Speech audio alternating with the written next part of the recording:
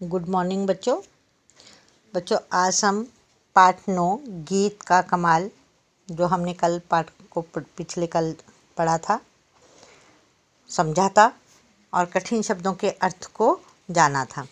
तो बच्चों आज हम जो है इस पाठ को करने से पहले हमने कल बताया था आपको कि सबसे पहले हम जो है कठिन शब्दों के नीचे अंडरलाइन करेंगे श्रुत लेख के लिए। तो आप अपनी पेंसिल निकाल कर रखिए और मेरे साथ साथ कठिन शब्दों के नीचे अंडरलाइन करते जाइए। सबसे पहले है जिद्दी। जिद्दी के नीचे अंडरलाइन करें। बात बेबात इकट्ठा शब्द है, इसको ऐसे ही आपने लिखने का अभ्यास करना है। बात बेबात। कांपते।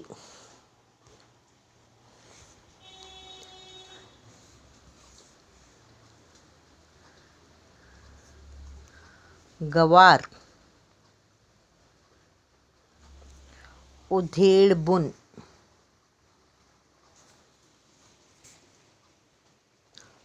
खरर खरर। नेक्स्ट पेज पर आ जाइए। नेक्स्ट पेज पर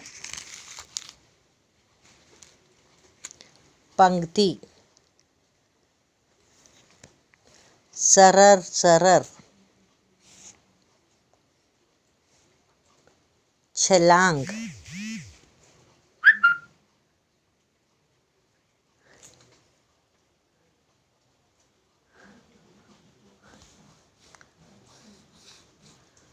पड़ोसियों।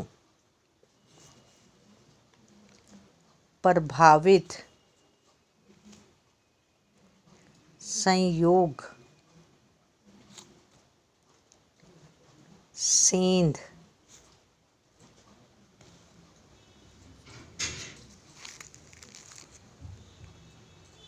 भरोसा। आखिरी। सेंध। आश्चर्यचकित। बढ़िया। प्रसन्न। तो बच्चों ये आपके कठिन शब्द हैं जिनका आपने लिखने का अभ्यास करना है और अशुद्धियाँ होने पर उस अशुद्धि को ख़त्म करने के लिए आपने 3-3 बार लिखने का अभ्यास करना है। तो अब आ जाइए आप जो है मैंने इसमें कुछ जो है शब्दों के अर्थ तो आपको बता दिए थे साथ साथ, लेकिन फिर भी कुछ शब्दार्थ जो है नीचे दिए गए उनको भी देखते चलें। बेबात बिना बात के। बेबात का अर्थ है बिना बात के। गवार अनपढ़। उधेड़बुन ध्यान या विचार। नेक्स्ट पेज पर आ जाइए। नीचे ही प्रभावित करने यानी कि प्रभाव डालने के लिए। गरज इच्छा से। सेंध चोरी करने के लिए दीवार तोड़कर बनाया हुआ छेद। नेक्स्ट है छाती फुलाना, ये मुहावरा भी है, गर्व करना। छाती फुलाना गर्व करना। तो इस प्रकार बच्चों आपने इनके शब्द इस पाठ के आपने कठिन शब्दों को देखा जो कि आपने श्रुत लेख के लिए जिनका अभ्यास करना है और साथ साथ आपने शब्दार्थ भी जो है जाने। आपने शब्दार्थ नीचे दिए शब्दार्थ को आपने याद करना है, शब्दों के अर्थ को। तो नेक्स्ट आता है हमारा अभ्यास कार्य। अभ्यास कार्य में हमने पढ़ा समझा, उस पर आधारित ही हमारे प्रश्न उत्तर हैं। तो पहला देखिए, पहला प्रश्न क्या है। रोहित ने अपने पिता से क्या लाने के लिए कहा। क्या लाने के लिए कहा था? गीत। वन वर्ड में आपने आंसर देना है। रोहित ने अपने पिता से क्या लाने के लिए कहा? गीत। ठीक है। नेक्स्ट आता है दुकानदार ने पिताजी के सवाल का क्या जवाब दिया।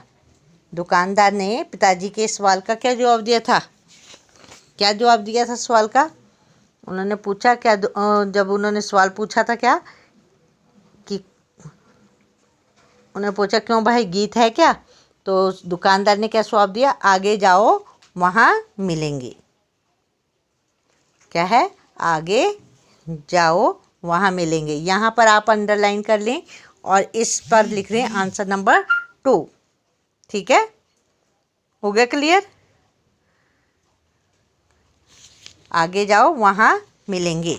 नेक्स्ट प्रश्न आता है, खरगोश को देखकर पिताजी ने कौन सी पंक्ति बनाई? जब खरगोश को देखा तो पिताजी ने कौन सी पंक्ति बनाई? कूदे अलंग फलंग। खरगोश, यहाँ पर आप पहले प्रश्न में से भी लिख सकते हैं या इसको वन वर्ड में भी लिख सकते हैं, कूदे अलंग फलंग। ठीक है, कूदे अलंग फलंग, ऐसे ही बस वन वर्ड में ही आप लिखेंगे। नेक्स्ट आता है प्रश्न नंबर 4, चोर क्यों भाग गए? चोर क्यों भाग गए? गीत को सुनकर चोर भागे। इस गीत को सुनकर चोर भागे, यहाँ पर आ जाता है ये, इस गीत को सुनकर चोर भागे। अपने आप ही आप जो है इसको अपने आप बनाएंगे, गीत को सुनकर चोर भागे या चोर क्यों भागे, गीत को सुनकर चोर भागे, ऐसे भी लिख सकते हो। हो गया क्लियर? नेक्स्ट आ जाइए प्रश्न नंबर 5, उचित उत्तर पर सही का निशान लगाइए। यहाँ पर प्रश्न दिया हुआ है, उसके 3 विकल्प दिए हुए हैं, उस विकल्प में से एक सही है, सही पर आपने राइट का निशान लगाना है। तो पहला प्रश्न है, रोहित कौन सी कक्षा में पढ़ता है? विकल्प है दूसरी, तीसरी या चौथी। कौन सी कक्षा में पढ़ता है? तीसरी। तो तीसरी के बॉक्स में आपने सही का विकल्प में आपने निशान लगा देना है। नेक्स्ट, ख, पिताजी ने सबसे पहले किसे देखा? इस प्रश्न को फिर से देखिए, पिताजी ने सबसे पहले किसे देखा? विकल्प है चूहे को, सांप को या खरगोश को। किसको देखा था? चूहे को। सबसे पहले किसको देखा था? चूहे को। चूहे के बॉक्स में आपने सही का निशान लगा देना है। नेक्स्ट आता है ख, रोहित आधी रात को गीत गाकर किसे प्रभावित करने लगा? रोहित आधी रात को गीत गाकर किसे प्रभावित करने लगा? उत्तर है पिताजी को, दादाजी को, दादी जी को, पड़ोसियों को। किसे करने लगा? पड़ोसियों को। पड़ोसियों वाले बॉक्स में आपने राइट का निशान लगा देना है। ये बच्चों, आपने अगर इस पाठ को अच्छे से पढ़ा होगा, समझा होगा, तभी आप आंसर देने में सक्षम होंगे। इसलिए आपको मैं बार बार यही कहती हूँ कि जब मैं पढ़ा रही हूँ आपको पाठ को, आपको ध्यान से पढ़ना है और फिर उसके बाद फिर से अभ्यास भी करना है। बातचीत के लिए पिताजी, यहाँ पर हमने इनको प्रश्न को जो है क्या नहीं करना है, कॉपी में नहीं लिखने। इन प्रश्नों के उत्तर जो है हमने मौखिक रूप से हम बातचीत के लिए करेंगे। पिताजी ने रोहित को क्या समझाने की कोशिश की? पिताजी ने रोहित को क्या समझाने की कोशिश की थी? पिताजी ने रोहित को यही समझाने के लिए कहा था कि भाई गीत नहीं होते, क्योंकि गीत जो है बाज़ारों में कहीं नहीं मिलते। गीत जो है अपने आप गाने पढ़ते हैं, बाज़ार में गीत नहीं मिलते। लेकिन क्या था, रोहित जिद्दी था, उसकी जिद के कारण जो है पिताजी बाज़ार में गीत का पता करने गए। नेक्स्ट आता है, उधेड़ बुन का क्या मतलब होता है? उधेड़ बुन का मतलब क्या होता है? कि विचार करना, है ना। आप कब उधेड़ बुन में लगे रहते हैं? जब हमें कोई बात समझ नहीं आती, हम क्या करें क्या नहीं करें, तो हम जो है उधेड़ बुन में लगे रहते हैं। नेक्स्ट, सेंध लगाने का क्या अर्थ है? सेंध लगाने का अर्थ है चोरी करने के लिए दीवार तोड़कर बनाया हुआ छेद। चोर चोरी करने के लिए कैसे सेंध लगाते हैं कि एक जगह बना लेते हैं छिपने के लिए, और वहाँ पर देखते रहते हैं कि कब उनको मौका मिले तो कब निकलकर वो अपनी चोरी करें। नेक्स्ट आता है प्रश्न नंबर 4। इसी तरह से कहानी में रोहित की बहुत जिद्दी था ना कहानी में, क्योंकि उसने पिताजी से क्या लाने के लिए जिद की थी? जब उसने अपने दोस्त का गाना सुना तो उसने कहा कि मुझे भी गाना दो, मुझे भी सिखाओ।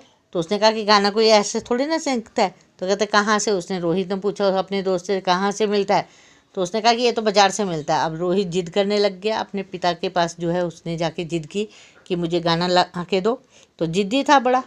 क्या आप भी जिद करते हैं आप जिद? हाँ, कभी कभी करते हो, है ना। क्यों करते हो, क्यों नहीं, आप बताएंगे कि आप जिद किस लिए करते हैं और किस लिए नहीं।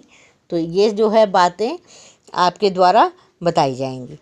तो ठीक है, आपको बच्चों को इतनी बात जो है, इतना आपने अभ्यास किया, ये सारा आप अच्छे से इसको दोहराएंगे, शब्दों के अर्थ को याद करेंगे और साथ साथ में जो है कठिन शब्द जो मैंने बताए हैं श्रुत के लिए अंडरलाइन करवाई हैं, उनको आप लिखने का अभ्यास करेंगे।